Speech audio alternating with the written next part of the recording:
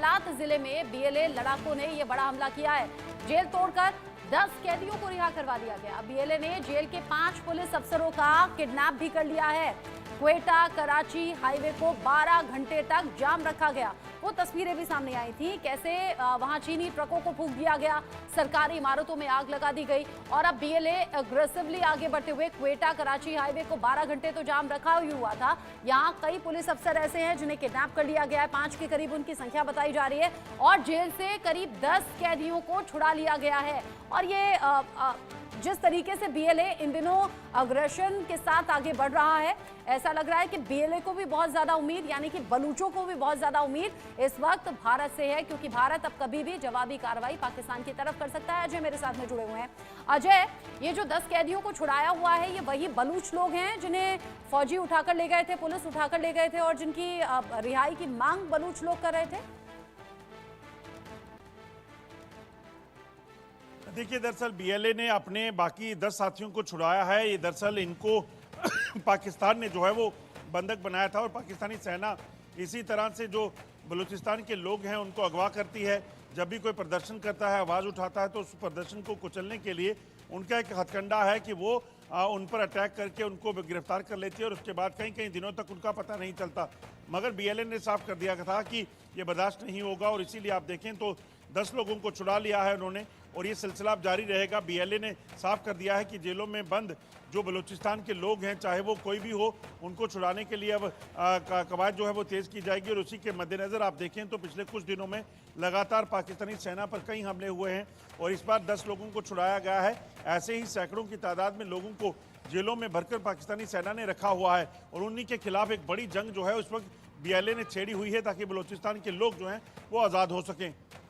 बलूचिस्तान में आज़ादी की मांग को लेकर संघर्ष लगातार जारी है। युद्ध की स्थिति है। पाकिस्तानी फौजियों को निशाना बनाना या पाकिस्तान में पुलिस को निशाना बनाना, ये लगातार टकराव की स्थिति बढ़ रही है। महरंग बलोच की गिरफ्तारी के बाद महिलाएं कैसे सड़कों पर आईं, या फिर उससे पहले ही सैकड़ों और हजारों की संख्या में कैसे बलूच संगठन सड़कों पर हैं, वो भी हमने देखा। अच्छा, 12 घंटे से जब हाईवे जाम कराया गया, चीनी ट्रकों को फूंक दिया गया, सरकारी इमारतों को आग के हवाले कर दिया गया, अजय, क्या इन सब चीजों से निपटने के लिए ही पाकिस्तानी फौजी आगे गए थे क्या, जिसमें बीएलए ने बड़ा हमला करते हुए पाकिस्तानी फौज को भी बड़ा नुकसान पहुंचाया है? खबर ऐसी भी है।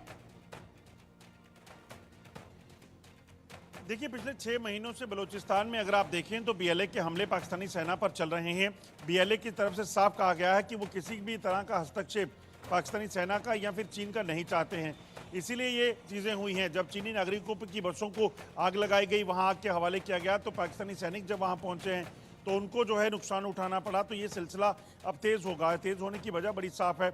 अगर बलूचिस्तान के लोगों की आवाज़ को पाकिस्तान सुन ले, उनको समझ आए, तो मुझे लगता है कि ये चीज़ें आज नहीं होती। मगर जब बीएलए बना, उसके बाद जब पाकिस्तानी सेना जो है वो बलूचिस्तान के लोगों की बात करने लगी, तो उसके बाद जो है ये और ज़्यादा हमले तेज़ हो गए। अभी बलूचिस्तान को आज़ाद कराने के लिए बीएलए का लगातार कवायद चल रही है। और सबसे बड़ी बात है कि बलूचिस्तान एक सबसे बड़ा प्रांत है पाकिस्तान का, जहाँ पर बीएलए की अच्छी पकड़ है और लोगों का पूरा समर्थन जो है वो बीएलए को मिल रहा है।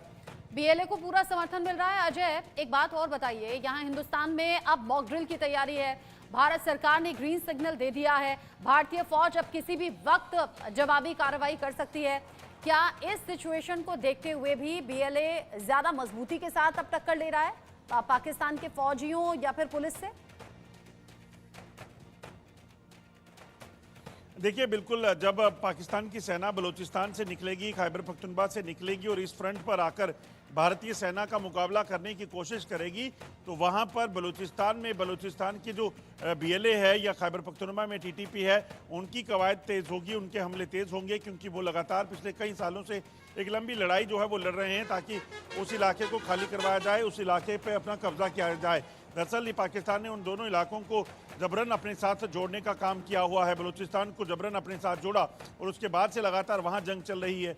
और अगर खैबर पख्तूनख्वा की बात करें तो उसको भी अफगानिस्तान से अलग करने का, तालिबान से अलग करने का पाकिस्तान का जो प्लान था, जो दुरंत लाइन को बनाकर करने वाले थे, वो उस चीज़ को जो है वो नहीं माना जा रहा है और ये चीज़ उनको गवारा नहीं। इसी चीज़ को लेकर जो है लगातार ऐसी चीज़ें कही जा रही हैं। और अब जब ये जंग के हालात बने हुए हैं तो इस चीज़ का अनुमान लगाया जा रहा है कि पाकिस्तान को उस फ्रंट पर सबसे ज़्यादा नुकसान जो है वो होने वाला है। अब पाकिस्तान को नुकसान किस तरीके से होगा? फौजियों को बड़ा नुकसान हो रहा है, पुलिस अफसरों को निशाना बनाया जा रहा है, किडनैप कर लिया है, इससे पहले हमले की खबर भी मिलती रही है। पाकिस्तान अब किस तरह का नुकसान झेलेगा? अजय, सिंधु का पानी रोक देना, चिनाब में पानी, तो वो तो सूखी हुई तस्वीरें सामने आ रही हैं, महंगाई के बोझ तले वहां लोग दबे हुए हैं। पाकिस्तान अब नुकसान कैसे झेलेगा? क्या टूटने वाला है पाकिस्तान या फिर चोट खाने वाला है पाकिस्तान? देखिए, जो मौजूदा परिस्थितियां हैं उसमें यही कहा जा सकता है कि पाकिस्तान को काफ़ी नुकसान इसमें होगा, क्योंकि जिस तरीके से लगातार पाकिस्तान जो बलूचिस्तान में फेस कर रहा है, खैबर पख्तूनख्वा में फेस कर रहा है, पीओके में फेस कर रहा है, और अब भारत के साथ जो उसने पंगा लिया है, उसके बाद पाकिस्तान कहीं टुकड़ों टुकड़ों में बंटने को तैयार हो जाए। क्योंकि जिस तरीके से बलूचिस्तान के लोग लगातार पाकिस्तान सेना पर हमलावर हैं, लगातार पाकिस्तान से आज़ादी की बात कर रहे हैं, और इसी तरह से पीओके में लगातार जो हालात खराब हैं, ये चीज़ें पाकिस्तान को काफ़ी नुकसान जो है वो करने वाली हैं। ठीक है, आप रहिए अजय मेरे साथ में। पाकिस्तान के लिए बड़ी चोट का वक्त है, और पाकिस्तान के लिए चोट ऐसे ही नहीं है। पाकिस्तान ने जो बीज बो